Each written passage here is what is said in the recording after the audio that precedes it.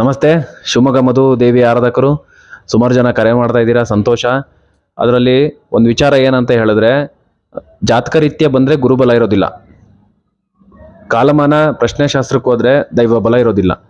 ಹಾಗಾಗಿ ನಿಮಗೆ ಒಂದು ಗುರುಬಲ ಇರೋದಿಲ್ಲ, ಎರಡನೇದಾಗಿ ದೈವ ಬಲ ಇರೋದಿಲ್ಲ.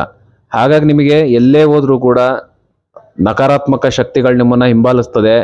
ಮತ್ತು ಮಾಟ ಮಂತ್ರ ಏನಾದರೂ ಆಯಿತು ಅಂದರೆ ಬೇಗ ನಿಮಗೆ ಆವರಿಸ್ಕೊಳ್ಳುತ್ತದೆ. ಮನಸ್ಸು ಸರಿ ಇರೋದಿಲ್ಲ, ಯಾವುದೇ ಕೆಲಸ ಕಾರ್ಯಗಳು ನಿಮ್ಗೆ ಆಗ್ತಾ ಇರೋದಿಲ್ಲ, ಅಡ್ಡಿ ಆತಂಕಗಳೇ ಜಾಸ್ತಿ, ಏನು ಮಾಡಲಿಕ್ಕೂ ನಿರಾಸಕ್ತಿ ಆಗ್ತದೆ. ಮತ್ತು ಏನೇ ನಾವು ಒಂದು ಹೊಸ ಪ್ರಯತ್ನ ಮಾಡ್ತೀವಿ ಅಂದರೂ ಅದು ಎಡಬೋದಂತೂ ಖಂಡಿತ.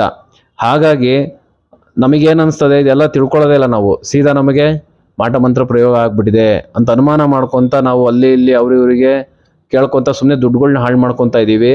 ಇದಕ್ಕೆ ನಿಮಗೊಂದು ಸಲಹೆ ಕೊಡ್ತಾ ಇದ್ದೀನಿ. ಯಾವ ರೀತಿ ಅಂದರೆ, ನಮ್ಮನೆ ಹತ್ರ ಸುತ್ತಮುತ್ತ ಯಾವುದಾದ್ರೂ ಗುರುಗಳ ದೇವಸ್ಥಾನ ಇದ್ದರೆ, ಅಥವಾ ಅಮ್ಮನವ್ರ ದೇವಸ್ಥಾನ, ಗುರುಗಳ ದೇವಸ್ಥಾನ ಒಂದೊಂದು ಕಡೆ ಇರುತ್ತೆ, ಒಂದೊಂದು ಕಡೆ ಇರೋದಿಲ್ಲ.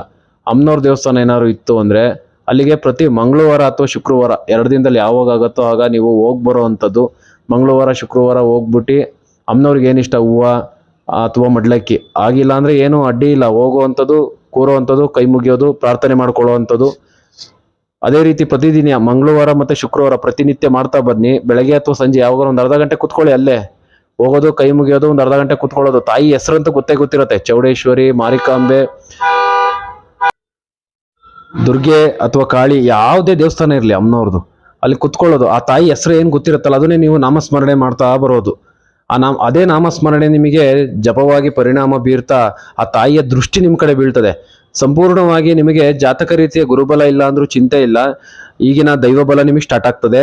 ನಿಮ್ಮ ಕೆಲಸ ಕಾರ್ಯಗಳಲ್ಲಿ ಸ್ವಲ್ಪ ಬದಲಾವಣೆ ಸ್ಟಾರ್ಟ್ ಆಗ್ತದೆ. ಮನೆಯಲ್ಲಿ ನೆಮ್ಮದಿ, ನಿಮ್ಮ ಜೀವನದಲ್ಲಿ ನೆಮ್ಮದಿ ಸಿಗ್ತದೆ, ಮನೆಯಲ್ಲೂ ನೆಮ್ಮದಿ ಸಿಗ್ತದೆ. ಹಣಕಾಸಲ್ಲಿ ಏನಾದರೂ ಸಮಸ್ಯೆ ಇತ್ತು ಅಂದರೆ ಹಣಕಾಸಿನ ಸಮಸ್ಯೆಗಳು ಸಂಪೂರ್ಣವಾಗಿ ನಿರ್ಮೂಲನೆ ಆಗ್ತಾ ಬರ್ತದೆ. ನೆಗೆಟಿವಿಟಿ, ನಕಾರಾತ್ಮಕತೆ ಶಕ್ತಿಗಳೇನಾದ್ರು ನಿಮ್ಮ ಹಿಂಬಾಲಿಸ್ತಾ ಇದ್ವು ಅಂದ್ರೂ ಕೂಡ ಅದು ಕಮ್ಮಿ ಆಗ್ತಾ ಬರ್ತದೆ. ಆ ತಾಯಿಯ ಭಂಡಾರನ ಜೊತೆಲಿ ಇಟ್ಕೊಳ್ಳುವಂಥದ್ದು, ತಾಯಿ ಭಂಡಾರನ ಮನೆಗೆ ತೊಗೊಂಡು ಹೋಗುವಂಥದ್ದು, ಆ ರೀತಿ ಮಾಡ್ತಾ ಬನ್ನಿ. ನಿಮ್ಮ ಜೀವನದಲ್ಲಿ ದೈವಬಲ, ಗುರುಬಲ ತುಂಬ ಚೆನ್ನಾಗಿ ಅನುಕೂಲ ಆಗ್ತದೆ. ಯಾವುದೇ ರೀತಿ ನಿಮಗೆ ದೋಷಗಳಿದ್ರು ಕೂಡ ಅದು ಆ ತಾಯಿಯ ಮುಂದೆ ನಾಶ ಆಗ್ತಾ ಬರ್ತದೆ. ಮಾಟ ಮಂತ್ರ ಆಗಿರ್ಬೋದು, ಈ ಪ್ರೇತ ಭೂತ ಪಿಶಾಚಿಗಳ ಬಾಧೆ ಆಗಿರ್ಬೋದು, ಇದು ನಾಶ ಆಗ್ತಾ ಬರ್ತದೆ. ನಿಮಗೆ ತುಂಬ ಮನಸ್ಸಿಗೆ ಆಹ್ಲಾದಕರ ನೆಮ್ಮದಿ ಸಿಗ್ತಾ ಬರ್ತದೆ. ಬೆಳಗ್ಗೆ ಸಂಜೆ ಮನೆಯಲ್ಲಿರುವಾಗ ಆ ತಾಯಿ ಜಪನೇ ಬೆಳಗ್ಗೆ ಸಂಜೆ ನೀವು ಸ್ನಾನ ಮಾಡಿದ ನಂತರ ಮನೆಯಲ್ಲಿ ಕುತ್ಕೊಂಡು, ದೇವ್ರ ಮನೆಯಲ್ಲಿ ಕುತ್ಕೊಂಡು ತಾಯಿ ಜಪ ಮಾಡಿ, ತಾಯಿ ಅನುಗ್ರಹ ಇನ್ನೂ ಜಾಸ್ತಿ ಆಗ್ತಾ ಬರ್ತದೆ. ಪ್ರತಿನಿತ್ಯ ಮಾಡ್ತಾ ಬಂದರೆ ತುಂಬ ಚೆನ್ನಾಗಿ ಆಗ್ತದೆ. ಈ ಸಲಹೆನ ಚಿಕ್ಕದಾಗಿದ್ರು ನೀವು ಮಾಡ್ತಾ ಬನ್ನಿ, ತುಂಬ ನಿಮ್ಮ ಜೀವನದಲ್ಲಿ ಬದಲಾವಣೆ ಆಗುತ್ತೆ. ಮಾಟ ಮಂತ್ರ ಅಥವಾ ಜಾತಕ ರೀತಿಯ ಸಮಸ್ಯೆಗಳು ಏನೇ ಇದ್ರು ಈ ನಂಬರಿಗೆ, ಕೆಳಗೆ ನಂಬರಿಗೆ ಕಾಲ್ ಮಾಡೋದ್ರಿಂದ ನಿಮಗೆ ತಿಳ್ಕೊಬೋದು. ಅದರಿಂದ ಏನು ನಿಮಗೇನು ಚಾರ್ಜಸ್ ಎಲ್ಲ ಏನು ಕೇಳೋದಿಲ್ಲ, ತಿಳ್ಕೊಳ್ಳೋಕ್ಕೇನು ಕೇಳೋದಿಲ್ಲ. ಆರಾಮಾಗಿ ತಿಳ್ಕೊಂಡು ನಿಮ್ಮ ಜೀವನದಲ್ಲಿ ಕೆಲವು ಮಂತ್ರಗಳನ್ನ ಕೊಡ್ತಾರೆ, ಬದಲಾವಣೆ ತಗೊಳ್ಳಿ. ಅದ್ಬಿಟ್ಟು ಸುಮ್ಮನೆ ನೀವು ಅಲ್ಲಿ ಇಲ್ಲಿ ಸುತ್ಕೊಂಡು ದುಡ್ಡುಗಳನ್ನೆಲ್ಲ ಖರ್ಚು ಮಾಡ್ಕೊಂಡು ಹಾಳು ಮಾಡಿಕೊಂಡು ನಿಮಗೆ ದೇವ್ರ ಮೇಲೆ ನಿಮಗೆ ಜಿಗುಪ್ಸೆ ಬರುವ ರೀತಿ ನೀವು ನಡ್ಕೊಂಡ್ಬಿಟ್ಟಿರ್ತೀರ. ಹಾಗಾಗಿ ಇದು ನಾವು ಹೇಳಿದಂಥ ಸಣ್ಣ ಪರಿಹಾರ ಮಾಡ್ತಾ ಬನ್ನಿ, ನಿಮ್ಮ ಜೀವನದಲ್ಲಿ ದೊಡ್ಡ ಬದಲಾವಣೆ ಬರುತ್ತೆ. ಏನಾದರೂ ಅನುಮಾನ ಇತ್ತು ಅಂದರೆ ಫೋನ್ ಮಾಡಿ. ನಮಸ್ತೆ. ಓಂ ನಮಃ ಶಿವಾಯ. ವೀಕ್ಷಕರೇ, ಈ ಮೊದಲೇ ಹೇಳಿದಂತೆ ಶ್ರೀ ಮಧು ಅವರು ತಿಳಿಸಿದಂತೆ ನೋಡಿ, ಒಂದು ದೇವರ ಉಪಾಸನೆ ಯಾವಾಗಲೂ ಕೂಡ ನಿರಂತರವಾಗಿ ನಿಮ್ಮೂರಲ್ಲಿರುವ ದೇವರನ್ನೇ ಬೇಕಾದ್ರೂ ಸೆಲೆಕ್ಟ್ ಮಾಡ್ಕೊಳ್ಳಿ, ಅಥವಾ ನಿಮ್ಮ ಇಷ್ಟ ದೇವರನ್ನು ಯಾರನ್ನಾದ್ರೂ ಸೆಲೆಕ್ಟ್ ಮಾಡ್ಕೊಳ್ಳಿ, ನಿರಂತರವಾಗಿ ಆ ದೇವರ ಸೇವೆ ಮಾಡ್ತಾ ಇರಬೇಕು.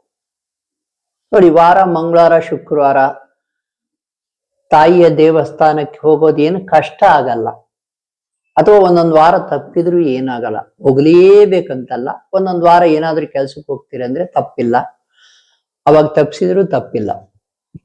ಹಾಗೆಯೇ ಅದರಲ್ಲೂ ಕೂಡ ತಾಯಿಯ ವಿಶೇಷ ಆಶೀರ್ವಾದ ಅತ್ಯಂತ ಶೀಘ್ರಗತಿಯಲ್ಲಿ ದೊರೆಯುತ್ತದೆ. ಸಾಧ್ಯವಾದರೆ ಮಂತ್ರಗಳನ್ನು ಧ್ಯಾನಿಸುವುದಾದರೆ ನಾನು ಹೇಳೋದು ಅಥವಾ ನಾನು ಮಾಡಿರೋದು, ನಾನು ಧ್ಯಾನ ಮಾಡಿ ನಾನು ರಿಸಲ್ಟ್ ಕಂಡಿರ್ತಕ್ಕಂಥ ಮಂತ್ರ ಅಂದ್ರೆ ಅದು ಸೌಂದರ್ಯ ಲಹರಿ ಮಂತ್ರ.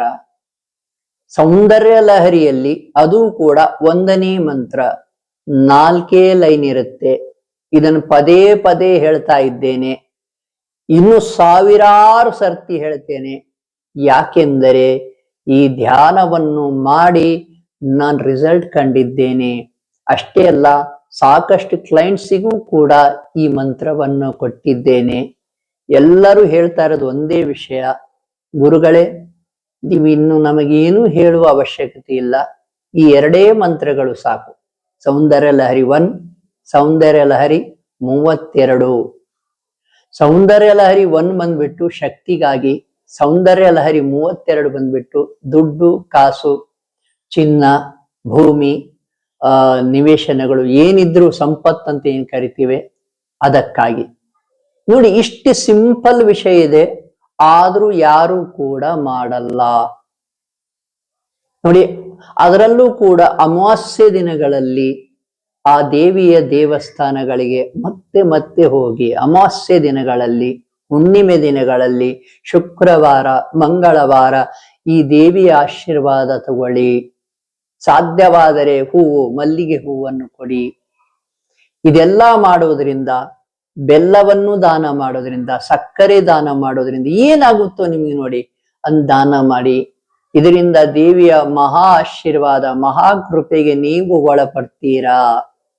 ನೋಡಿ, ತಾಯಿಯ ಆಶೀರ್ವಾದ ತುಂಬಾ ವಿಶೇಷವಾಗಿರುತ್ತದೆ ಮತ್ತು ಅತಿ ಶೀಘ್ರವಾಗಿ ದೊರೆಯುತ್ತದೆ. ನನ್ನನ್ನು ಕೇಳಿದ್ರೆ ಮತ್ತೆ ಹೇಳ್ತೇನೆ, ಸೌಂದರ್ಯ ಲಹರಿಯಲ್ಲಿ 1ನೇ ಮಂತ್ರವನ್ನ ನಿರಂತರವಾಗಿ ಪಠಣೆ ಮಾಡಿ.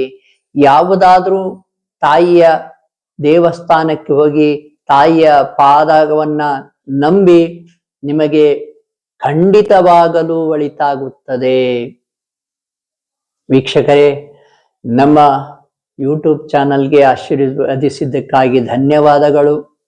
ನಿಮ್ಮಲ್ಲಿ ಯಾರಿಗಾದ್ರೂ ವಾಮಾಚಾರ ತೊಂದರೆ ಇದ್ರೆ ಅಥವಾ ಜಾತಕ ರೀತ್ಯ ಏನಾದ್ರೂ ತೊಂದರೆ ಇದ್ರೆ, ಸ್ತ್ರೀ ಶಾಪಗಳಿದ್ರೆ, ಪಿತೃದೋಷಗಳಿದ್ರೆ, ಇನ್ನು ಯಾವುದೇ ಒಂದು ಗ್ರಹ ಏನು ಅಶುಭ ಗ್ರಹಗಳು, ಶುಭ ಗ್ರಹಗಳನ್ನು ನೋಡಿಬಿಟ್ಟು ಶುಭ ಗ್ರಹಗಳ ಒಂದು ಫಲ ಕಡಿಮೆ ಆಗಿದ್ರೆ ನಾವು ನಿಮಗೆ ತಿಳಿಸ್ತೇವೆ, ನೀವು ನಮಗೆ ಕರೆ ಮಾಡಬಹುದು, ಸೂಕ್ತ ಸಲಹೆಯನ್ನು ನೀಡ್ತೇವೆ ಅಂತ ಹೇಳ್ತಾ ಈ ವಿಡಿಯೋವನ್ನು ಮುಗಿಸ್ತಾ ಇದ್ದೇನೆ. ಶುಭವಾಗಲಿ.